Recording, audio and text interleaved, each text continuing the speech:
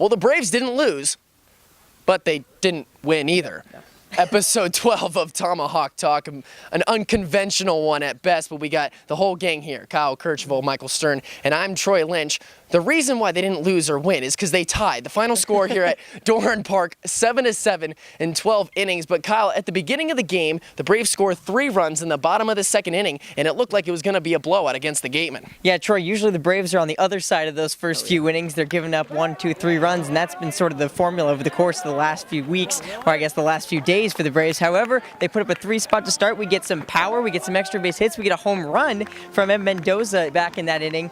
Wow, what a start. Things looked really good for the Braves. However, whatever the Braves threw out there, the Gatemen had to answer with. They provided everything they needed offensively to stick and stay with the Braves and to eventually take the lead for the course most of the game. I can't talk. It's so late. But to stay throughout the rest of the game. So, yeah, no, you're absolutely right, Troy. It started out looking really like Bourne was going to just handily take the W, but no, the Gatemen stayed there and fought the whole game, and this is not a kind of game we're used to seeing. We're not used to seeing a 30-hit-plus game, not what we're used to seeing. So, I don't know, maybe it caught the Braves a little bit off guard, but the offense was there, the pitching, though, was not. Yeah, Christian Targner, he got the start tonight. He only threw 3 innings, though. Then after him, there were 5 more Bourne Brave pitchers. However, Bourne Braves, they were down 7-4 going into that 9th inning. Yeah, a couple of double plays that were costly in the middle innings prevented Bourne from tacking on more runs, and they were down 7-4 going to the bottom of the 8th. Jake Mangum manufactures a run in the bottom of the 8th to make it 7-5. And then the newfound excitement in the bottom of the Braves lineup, Dykman, Yan, and Mendoza all single, bases loaded, 1 out. Woolforth grounds into a fielder's choice, so now corners 2 out. Speed kills, man, and it murdered the Wareham Gatemen tonight.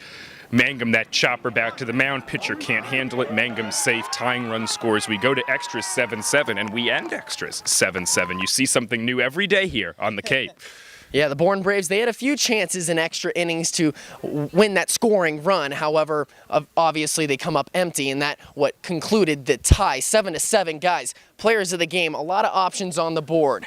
You know, you could go with the second baseman who came in and became a pitcher. You could go with almost anyone on the Braves bench, but I'm going to go with David McKinnon tonight. I thought McKinnon, for a guy who's really struggled over the course of the last few days, he's really found his bat the last 2 games, and tonight he got on base twice to start an inning, to start extra innings, got hit by a pitch and drew a walk, and that's what the Braves need, is a guy to get on base, jumpstart that, was able to advance on a pass ball. That's exactly what the Braves needed, and they were unable to capitalize tonight, but you can't knock David McKinnon for doing his job. So Kyle takes a former Gateman. Who are you taking, Michael? Well, I'm going to do the old-fashioned double up here. I'm going to take Greg Dykman and Evan Mendoza, 2 players that really came through at the bottom of the lineup. Mendoza did it early and late, 2-run homer deep to left in the first inning, and then a single to extend that rally in the 9th. He also notched a base hit in the 11th when the Braves tried to get a scoring threat going. And welcome to Bourne, Greg Dykman, 3 singles and a walk tonight. He started the rally in the 2nd that got the Braves on the board. He also started the rally in the 9th that tied the game. So both of those guys I thought played really well